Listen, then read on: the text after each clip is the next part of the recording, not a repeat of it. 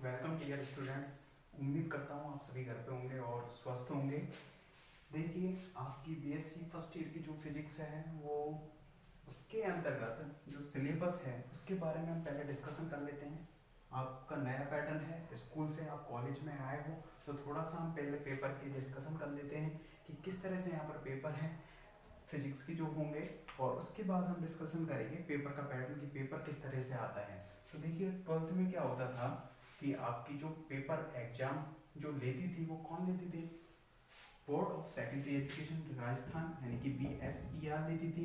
यहाँ पर जो आपके पेपर जो हैंडल किए जाते हैं वो यूनिवर्सिटी के द्वारा करे जाएंगे, और यहाँ पर जो यूनिवर्सिटी है आपकी कौन सी है? मत्स्य यूनिवर्सिटी है। कौन सी यूनिवर्सिटी है ये? मत्स्य यूनिवर्सिटी। मत्स्य यूनिवर्सिटी यानी कि विश्वविद्यालय ये आपके पेपर को हैंडल करेगी, पेपर हैं उनको कराएगी। तो इसके अंतर्गत जो फिजिक्स है, फिजिक्स के आपके 3 पेपर हैं। सिलेबस के बारे में हम बात कर रहे हैं तो सिलेबस में आपके 3 पेपर हैं यहाँ पर फिजिक्स के अलग अलग। मैकेनिक्स का, सेकंड है आपका इलेक्ट्रोमैग्नेटिज्म का, इलेक्ट्रोमैग्नेटिज्म का यानी कि इसकी बात करें यांत्रिकी, ये है विद्युत चुंबकीय, ये कौन सा है? विद्युत चुंबकीय। और तीसरा पेपर है आपके 3 पेपर हैं फिजिक्स के अंदर, इसी तरह से आपके केमिस्ट्री के 3 पेपर हैं और इसी तरह से आपके मैथ के भी हैं, वो 3 पेपर होंगे। ठीक है, तो यहाँ पर जो थर्ड पेपर की बात करते हैं, थर्ड पेपर कौन सा होगा? वो है ऑप्टिक्स का। तो पहला मैकेनिक्स का, दूसरा इलेक्ट्रोमैग्नेटिज्म का और थर्ड है ऑप्टिक्स के यानी कि प्रकाशिकी का। इस तरह से 3 पेपर हैं आपके प्रकाशिकी का। ये आपका सिलेबस है। तो इसमें ये जो पेपर है ये 50 मार्क्स का, ये भी 50 का और ये भी 50 मार्क्स के हैं। तीनों जो पेपर हैं उनका जो वेटेज है वो सेम है, 50 मार्क्स के हैं। ठीक है, और फोर्थ नंबर पर अगर हम बात करें तो प्रैक्टिकल है जो इसका प्रैक्टिकल वो भी कितने का है? 50 मार्क्स का। इस तरह से मैकेनिक्स, इलेक्ट्रोमैग्नेटिज्म, ऑप्टिक्स आपके 3 पेपर हैं और साथ में प्रैक्टिकल। इस तरह से टोटल जो फिजिक्स है आपकी फर्स्ट ईयर की वो कितने मार्क्स की है? 200 मार्क्स की है। इस तरह से 200 मार्क्स की जो है फिजिक्स है टोटल। तो इसमें तो ये रहा। और इसके अगर हम पेपर पैटर्न के बारे में बात करें, पेपर किस तरह का आएगा, पेपर पैटर्न के बारे में हम बात करें तो वो किस तरीके से होगा उस पर और देखते हैं कि जो पेपर है उसमें आपके इस तरह से यूनिट लिखी आएंगी, unit first, unit second, unit third, unit 4 और यूनिट 5। इस तरह से आपके 5 यूनिट इस तरह से पेपर में मिलेंगे। Unit first, unit second, unit third, unit 4, unit 5। आपके 4 यूनिट हैं, प्रत्येक पेपर में दी हुई है। इसमें भी 4 यूनिट दी हुई है, इसमें भी 4 यूनिट दी हुई है और इसमें भी 4 यूनिट दी हुई है। तो उन 4 यूनिट के सेपरेट क्वेश्चन आएंगे। ट्वेल्थ में तो क्या होता था कि आपके जो क्वेश्चन थे सारे मिक्स होके आते थे, तो वहां पर आप पता नहीं लगा पाते थे वे कौन सी यूनिट से आया है या कौन से चैप्टर से आया है। लेकिन यहाँ पर क्या सिस्टम होगा आपका कि आपको वो फिक्स है। कैसे फिक्स है? कि मतलब कि अगर यूनिट इसमें जो सिलेबस दे रखा होगा आपका एक यूनिट, इस मैकेनिक्स यूनिट के अंतर्गत जो सिलेबस दे रखा होगा उससे रिलेटेड एक क्वेश्चन यहाँ आएगा, अथवा करके दूसरा क्वेश्चन यहाँ पर आएगा। इस तरह से एक क्वेश्चन यहाँ पर अथवा करके दूसरा, तो कोई एक करना है। इसी तरह से यहाँ पर आएगा, इसी तरह से यहाँ पर भी एक अथवा करके क्वेश्चन, मतलब हर क्वेश्चन में आपको क्या मिलेगा? यहाँ पर अथवा मिलेगा। इस तरह से तो कोई सा भी एक क्वेश्चन इनमें से करना है। तो 4 यूनिट जो सिलेबस में दी हुई है, पहली यूनिट का जो सिलेबस है उससे रिलेटेड क्वेश्चन यहाँ पर आएंगे। 2 क्वेश्चन आएंगे, उसमें से कोई सा भी एक आपको करना होगा अथवा में। ये आएगा 10 नंबर का, ये आएगा 10 का, ये भी 10 का और ये भी 10 का, तो 40 नंबर यहाँ हुए। तो इसमें क्या आएगा उस पर बात करते हैं। इसी तरह से यूनिट जो सेकंड वाली दी हुई होगी उसके क्वेश्चन यहाँ मिलेंगे आपको, और वो किस तरह से मिलेंगे? अथवा में मिलेंगे। इसी तरह से अगली यूनिट की जो क्वेश्चन है वो यहाँ मिलेंगे और यहाँ पर मिलेंगे। नेक्स्ट कोई और इन चारों के जो शॉर्ट टाइप क्वेश्चन बनेंगे, शॉर्ट टाइप क्वेश्चन यानी कि लघुत्रात्मक प्रश्न जो बनेंगे, लघुत्रात्मक प्रश्न जो बनेंगे लघुत्रात्मक क्वेश्चन जो बनेंगे वो किस में आएंगे, यूनिट फर्स्ट में। इसमें लगभग 7 से 8 क्वेश्चन आते हैं, कभी 7 भी पूछ लेते हैं तो कभी 8 भी आ जाते हैं। इस तरह से 7 से 8 क्वेश्चन इसके अंतर्गत आएंगे, जो कि सभी यूनिट के चारों जो यूनिट हैं उनके मिक्स क्वेश्चन होंगे। इस तरह से यहाँ पर ये आएंगे, और ये 7 से 8 क्वेश्चन भी कितना वेटेज के होंगे, कितना मार्क्स के होंगे, 10 मार्क्स के होंगे। तो इस तरह से यूनिट फर्स्ट में 10 मार्क्स के नंबर के क्वेश्चन आएंगे, जो कि सॉल्व टाइप होंगे और सभी के मिक्स होंगे क्वेश्चन, ठीक है। इसमें सेपरेट क्वेश्चन आएंगे जो आपकी पहली यूनिट का सिलेबस होगा उसी में से। सेकंड यूनिट जो होगी उसके क्वेश्चन यहाँ पर आएंगे, 2 क्वेश्चन मिलेंगे, कोई सा भी एक करना है। इसी तरह से यहाँ पर भी आएंगे, उसमें से भी कोई सा एक करना है। और यूनिट 4 में भी क्या होगा, कोई भी एक क्वेश्चन आपको करना है। तो 4 यूनिट उनके मिक्स होकर यूनिट फर्स्ट में क्वेश्चन आ जाएंगे। ये इस तरह से पेपर का पैटर्न रहेगा, चाहे वो मैकेनिक्स का हो, चाहे वो इलेक्ट्रोमैग्नेटिज्म का हो, चाहे वो ऑप्टिक्स का हो, किसी का भी हो। तो इस तरह से उनका वेटेज यहाँ पर रहेगा, ठीक है। इसके बाद हम जो पेपर उठाएंगे, सबसे पहले हम पेपर पर बात करेंगे। इस जो सेकंड पेपर है इलेक्ट्रोमैग्नेटिज्म को हम उठाएंगे, और इस पर हम क्या करेंगे, यहाँ चर्चा करेंगे इसके बारे में कि इलेक्ट्रोमैग्नेटिज्म जो पेपर है वो 50 मार्क्स का वेटेज लिए हुए है, और उसका भी पेपर का पैटर्न क्या होगा, यही होगा। तो इस पर देखते हैं पूरा का पूरा जो सिलेबस है, जितना भी ऑनलाइन पर होगा वो प्रॉपर आपकी वीडियो क्लास में क्या पहले समझाया जाएगा। जिस तरह से आप ऑफलाइन क्लास में क्या करते हो, पहले हर चीज़ को समझते हो उसके बाद लिखते हो, उसी तरीके से हम भी यहाँ पर क्या करेंगे, वही पैटर्न करेंगे, उसी तरीके से चलेंगे। अगर आप इस चीज़ को लिखना चाह रहे थे तो इसको पॉज करके आप लिख सकते हो, जैसे कि आपको पता रहे कि हमारे पेपर का जो पैटर्न है वो किस तरीके से आएगा और क्वेश्चन वहाँ से किस तरह से आएंगे। तो आपका जो सेकंड पेपर है, ये कौन सा पेपर है, पेपर सेकंड, उसको हम पहले करेंगे, जिसका नाम है इलेक्ट्रोमैग्नेटिज्म। तो प्रॉपर नोट्स बनवाए जाएंगे, प्रॉपर नोट्स यहीं बनवाए जाएंगे, पूरा पहले तरीके से समझाया जाएगा। जिस तरह से ऑफलाइन क्लास में आप समझते हो उसी तरह से समझेंगे, और उसको प्रॉपरली हम यहाँ पर लिखेंगे। एक एक क्रम से आपको वीडियो यहाँ पर मिल जाएंगी। इलेक्ट्रोमैग्नेटिज्म, जिसको हम हिंदी में बोलेंगे क्या, विद्युत चुंबकीय, क्या बोलेंगे यहाँ पर इसको, विद्युत चुंबकीय, इस तरीके से बोलेंगे। अब इसके अंतर्गत हम इस पर पहले चर्चा कर लेते हैं कि क्या विद्युत चुंबकीय होता क्या है। मतलब इस फिजिक्स की इस बुक के अंतर्गत हम पढ़ेंगे क्या, जैसा कि नाम से पता चल रहा है क्या कि विद्युत क्षेत्र भी होगा और चुंबकीय क्षेत्र भी होगा। तो मतलब यहाँ पर विद्युत क्षेत्र और चुंबकीय क्षेत्र, इनके बारे में हम चर्चा करेंगे पूरी की पूरी बुक के अंतर्गत। तो वो क्या हो जाएगा हमारा इलेक्ट्रोमैग्नेटिज्म।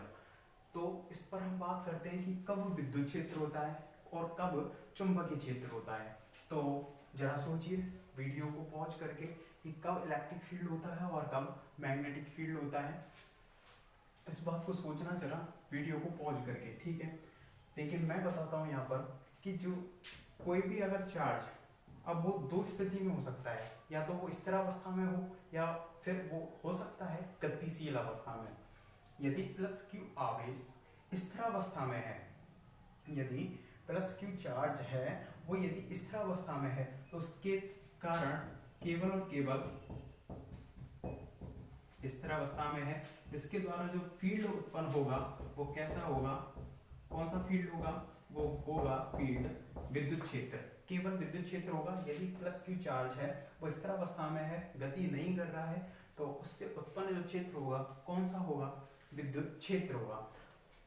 अगर ये प्लस क्यू चार्ज गतिशील है, और गतिशील 2 तरीके से हो सकता है, या तो एक कांस्टेंट वेलोसिटी से मूव करे, या फिर हो सकता है कि वो एक त्वरित वेग से मूव करे, गतिशील हो। तो यदि हम बात करें वो कैसी वेग से मूव कर रहा है, स्थिर वेग से गतिशील है। कैसे वेग से गतिशील है, स्थिर वेग से गतिशील है। तो यहाँ पर क्या क्या होगा, विद्युत क्षेत्र भी होगा, और साथ ही साथ कौन होगा यहाँ पर, चुंबकीय क्षेत्र भी होगा।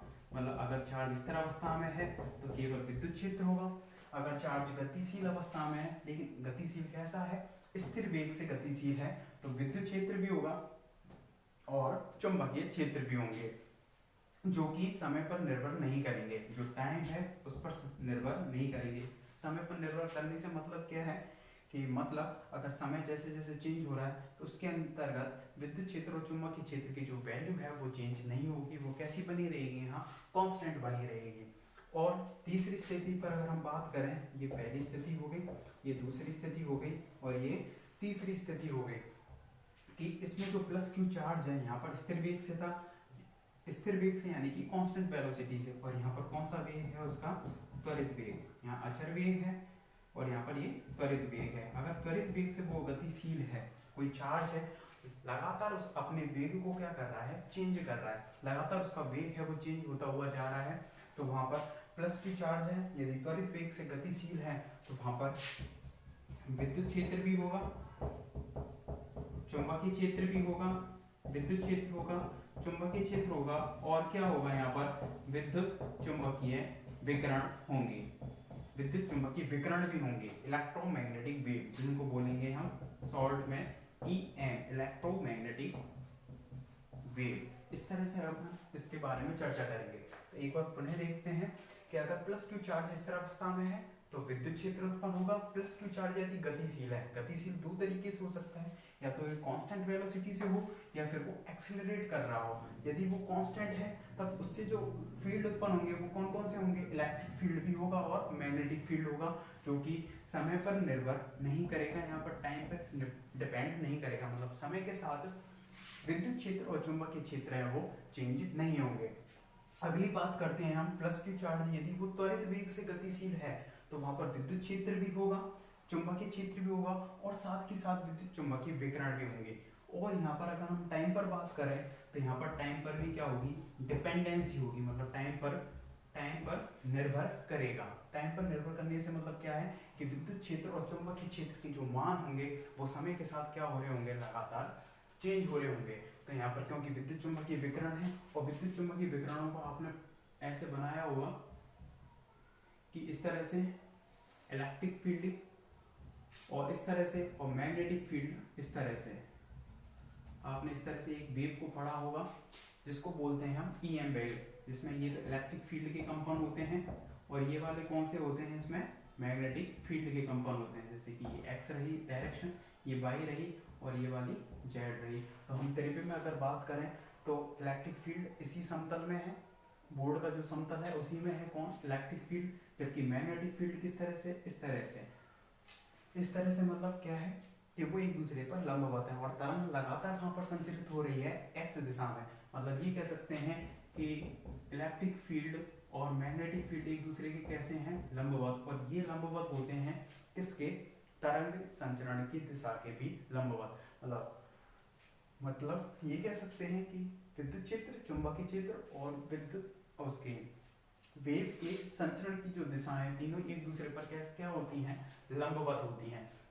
तो सबसे पहले इनके बारे में हमने बात कर ली, तो इसी में हम चारों यूनिट के अंतर्गत इसी पे चर्चा करेंगे। प्लस क्यू चार्ज स्थिर अवस्था में स्थिर, और यदि वो स्थिर वेग से गतिशील है तो विद्युत क्षेत्र और चुंबकीय क्षेत्र, और यदि प्लस क्यू चार्ज एक्सेलरेट कर रहा है तो इसको कहेंगे हम, मतलब इसमें कौन कौन से क्षेत्र उत्पन्न होंगे, विद्युत क्षेत्र भी होगा, चुंबकीय क्षेत्र भी होगा और साथ के साथ कौन होंगे इसमें, विद्युत चुंबकीय विकिरण, जिसको इलेक्ट्रोमैग्नेटिक वेव बोल सकते हैं या फिर इनको रेडिएशन से भी बोलते हैं।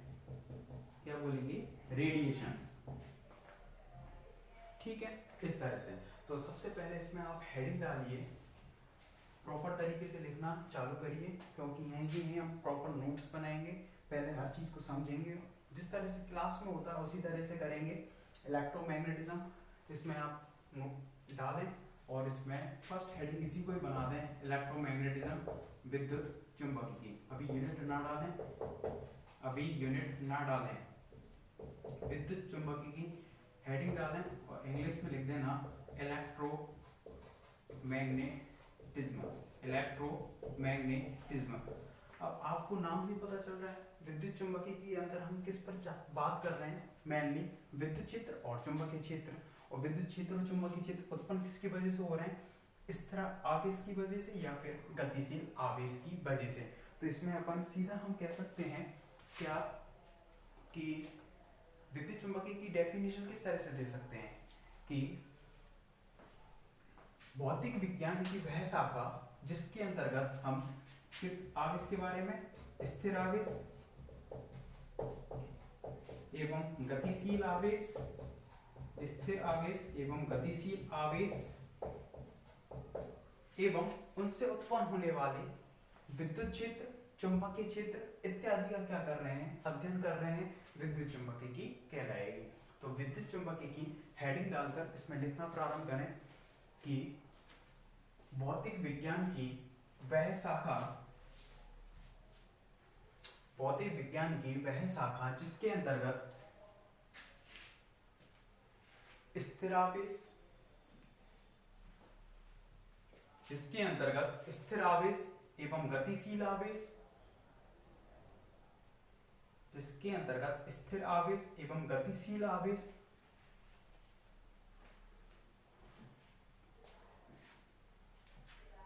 एवं इनसे उत्पन्न होने वाले विद्युत क्षेत्र, चुंबकीय क्षेत्र इत्यादि का अध्ययन किया जाता है, विद्युत चुंबकीय कहलाती है, विद्युत चुंबकीय कहलाती है। इस तरह से विद्युत चुंबकीय की डेफिनेशन हो गई। अब इसमें फर्स्ट पॉइंट डालना, ये वाला फर्स्ट पॉइंट करके लिखना है इसमें, यदि इसमें लिखना पहले, यदि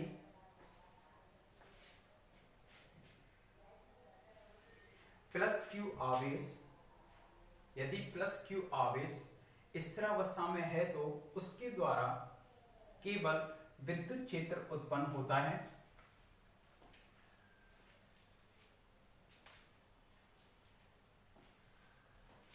तो उसके द्वारा केवल विद्युत क्षेत्र उत्पन्न होता है।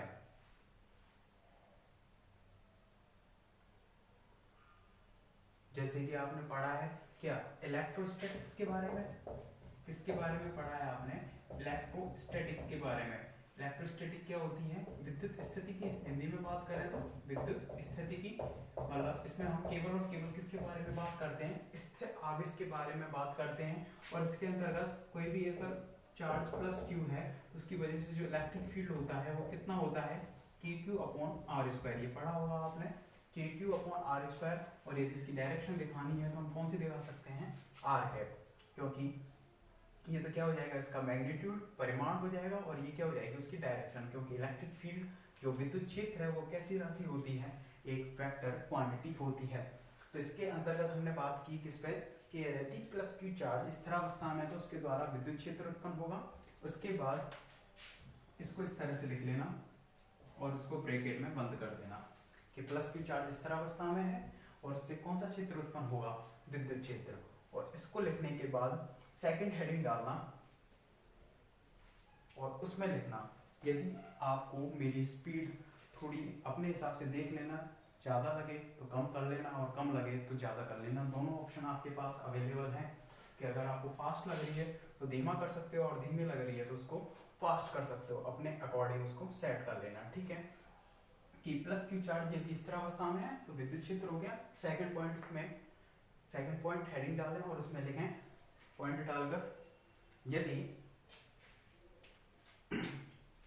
यदि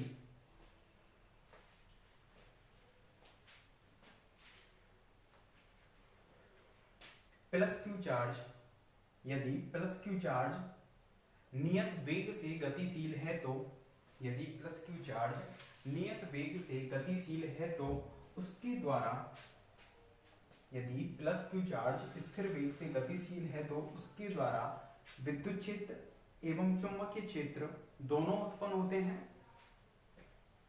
यदि प्लस क्यू चार्ज स्थिर वेग से या नियत वेग से गतिशील है तो उसके द्वारा विद्युत क्षेत्र व चुंबकीय क्षेत्र दोनों उत्पन्न होते हैं, जो कि समय पर निर्भर नहीं करते, जो कि समय पर निर्भर नहीं करते,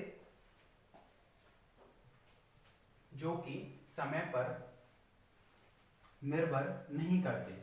और इसके बाद इस तरह से ही इसको बना लेना और ब्रैकेट में बंद कर देना, इसको मत लिखना कि कि प्लस क्यू चार्ज यदि स्थिर वेग से है या नियत वेग से गतिशील है तो विद्युत क्षेत्र भी होगा, चुंबकीय क्षेत्र भी होगा और दोनों एक दूसरे पर निर्भर नहीं करेंगे। इसके बाद थर्ड पॉइंट डालें और उसमें लिखें कि प्लस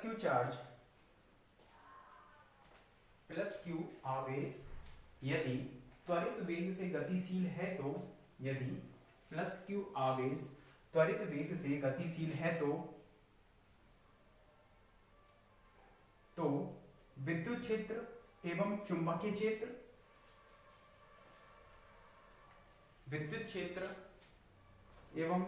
क्षेत्र तथा विद्युत चुंबकीय विकिरण भी उत्पन्न होंगे।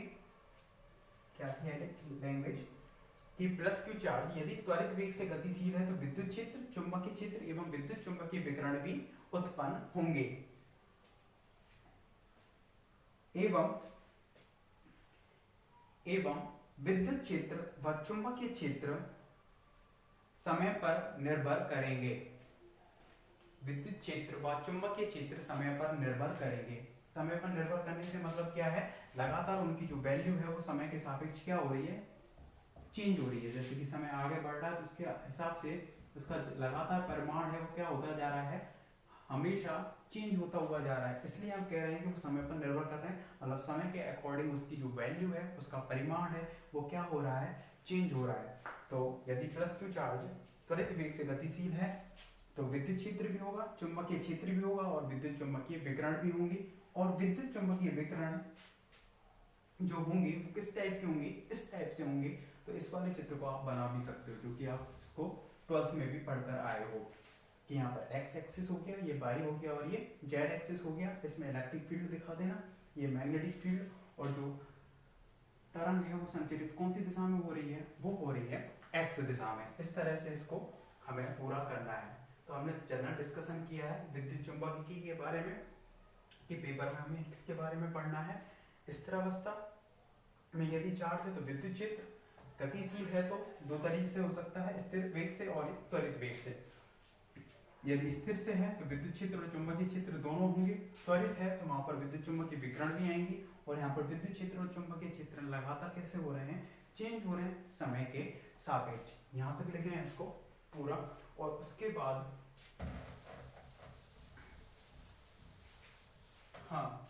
बाद लैंग्वेज लिखने के बाद इसको भी लिख लेना ताकि शॉर्ट में आपको ये चीज भी याद रहे।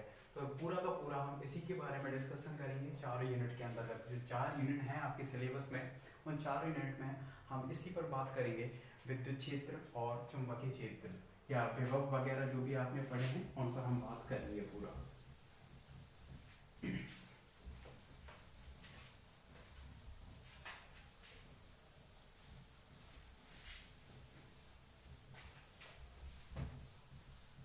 ठीक है, यहां तक के लिए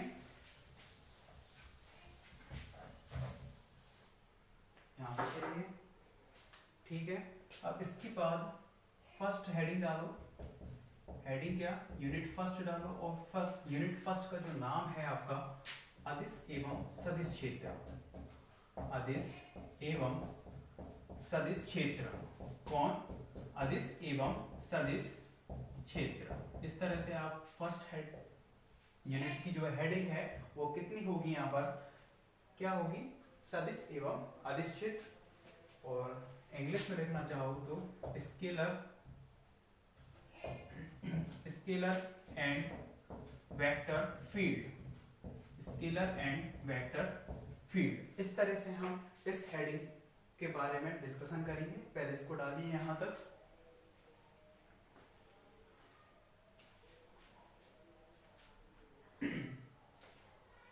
कि क्या अदिश क्षेत्र है और क्या सदिश क्षेत्र है, इस पर पूरा का पूरा हम डिस्कशन करेंगे।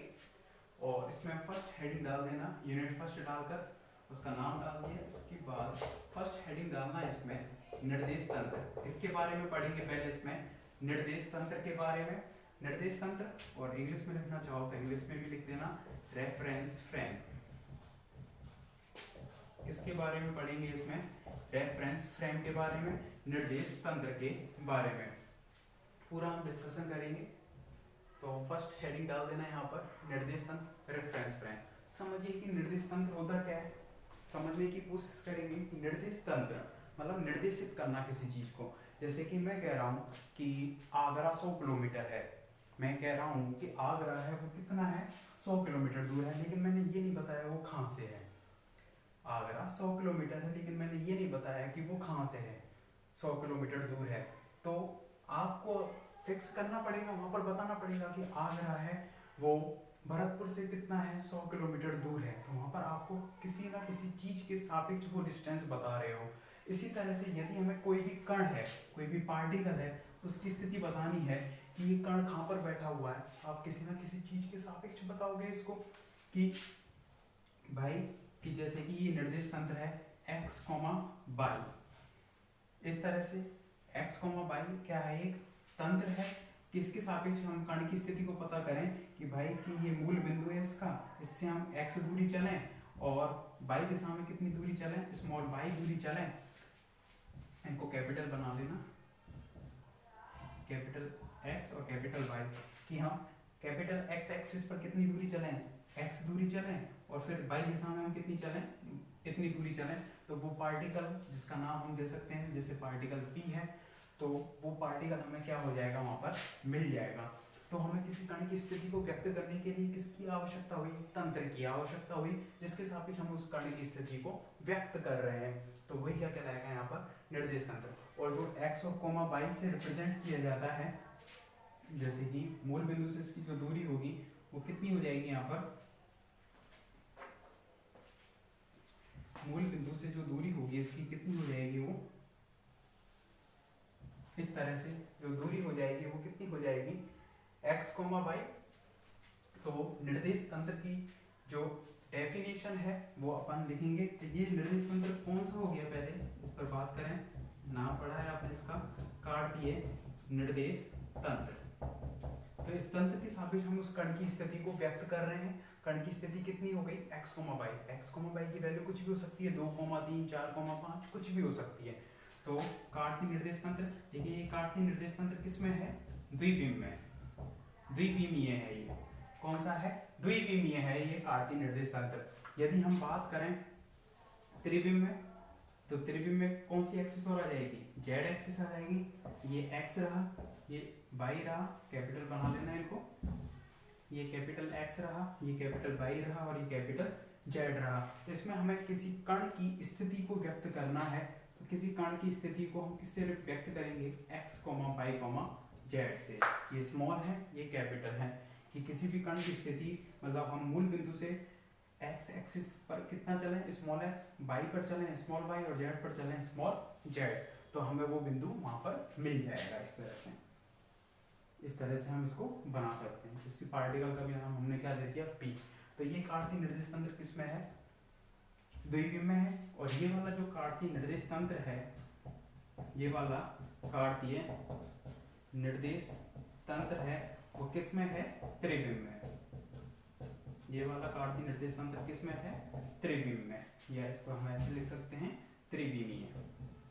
तो ये किसी कण की स्थिति को द्विविम में व्यक्त किया, यहाँ पर त्रिविम में। एक और आपने निर्देश तंत्र पढ़ा है, कौन सा वाला, कि x, y, और यहाँ पर किसी कण की स्थिति को, जैसे मूल बिंदु से ये जो हमने रेखा ली है वो कितने एंगल पर है, थीटा एंगल पर, और मूल बिंदु से इस पॉइंट की जो दूरी है वो कितनी है, r। तो इस कण की जो स्थिति हो जाएगी वो कितनी हो जाएगी, r, थीटा। तो r, थीटा के द्वारा कौन से तंत्र में हम व्यक्त करते हैं, इसको नाम क्या देते हैं हम, अरे क्या नाम देते हैं इसको, ध्रुवीय निर्देश तंत्र। क्या नाम देंगे इसको, ध्रुवीय निर्देश तंत्र। तो ये कार्तीय निर्देश तंत्र द्विविम में, ये त्रिविम में, और ध्रुवीय निर्देश तंत्र हो गया। ये किस में कहलाता है, 2D में, द्विविम में। ठीक है, इसमें त्रिविम भी होता है जिसको बोलते हैं गोलीय निर्देश तंत्र, जो कि आप आगे पढ़ोगे, सेकंड ईयर में है, जिसमें किसी कण की स्थिति को व्यक्त करते हैं r, थीटा, फाई। एक और एंगल आ जाता है फाई। तो इस पर हमें ज़्यादा डिस्कशन यहाँ नहीं करना है, आगे आएगा ये BSc सेकंड ईयर में। ठीक है, तो निर्देश तंत्र हेडिंग डालकर उसमें लिखें, निर्देश तंत्र हेडिंग डालकर उसमें लिखें कि वह तंत्र अथवा निकाय,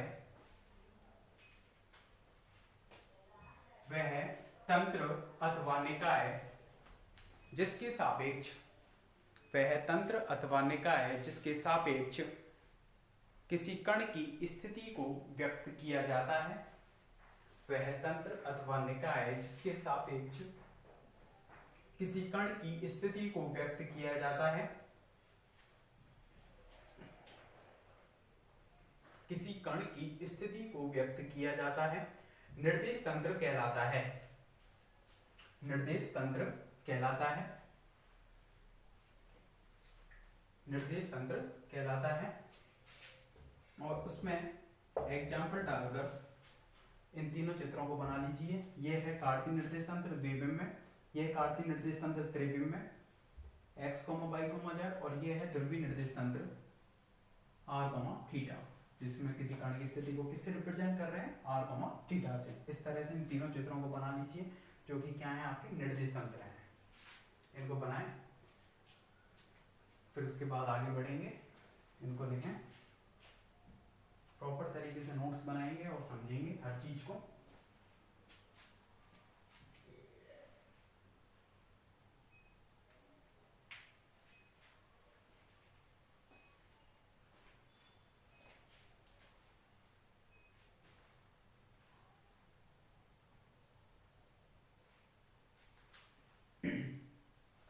यहां तक लिख लिया।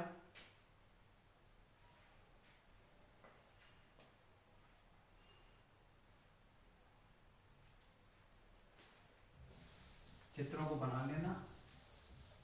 वीडियो को पॉज करके आप आराम से बना सकते हो, आपके पास पॉज का ऑप्शन है, पॉज करके आराम से उन तीनों चित्रों को आप यहाँ पर बना सकते हो। ठीक है,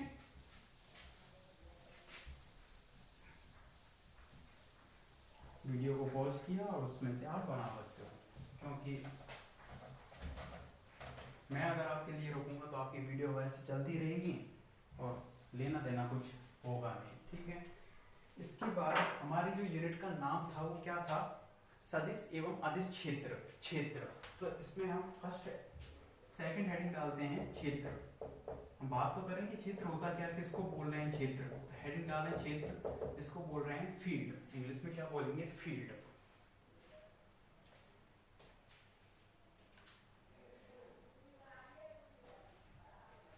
फील्ड, तो इस फील्ड के बारे में हम देखेंगे नेक्स्ट लेक्चर में। ठीक है, यहाँ तक के लिए आज इतना ही। अगला देखेंगे हम नेक्स्ट लेक्चर में, जिसमें हम पढ़ेंगे किसके बारे में, फील्ड के बारे में। Thank you.